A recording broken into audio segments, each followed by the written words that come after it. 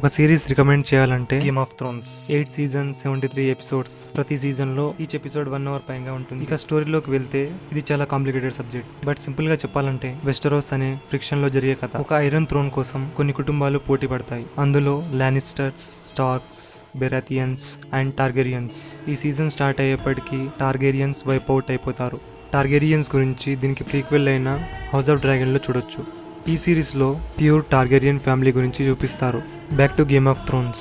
ఆ కుర్చీ ఎవరు సొంతం చేసుకుంటారు అనేదే ప్లాట్. కానీ ఈ సిరీస్ లో చూసినంత ట్విస్ట్ అండ్ టర్న్స్ మీరు ఇంకొక సిరీస్ లో చూడలేరు. ఒకవేళ వచ్చిన game of throne level twist అని అంటారు. ట్విస్ట్ అండ్ టర్న్స్ కి బిగ్ డాడీ ఇది. ఈ సిరీస్ పీరియాడిక్ డ్రామా అనుకోకండి. ఇందులో అద్భుతమైన క్యారెక్టరైజేషన్, అతి పెద్ద dragons, black magic and zombies, wonderful cinematography, story మాత్రం గూస్ బంప్స్. ఈ సిరీస్ లో కుట్రలు, కుతంత్రాలు, త్యాగాలు, వెన్నుపోట్లు. సింపుల్ గా చెప్పాలంటే వెస్టరోస్ మహాభారతం ఇది. మన సెలబ్రిటీస్ ఫేవరెట్ సిరీస్ కూడా ఇదే.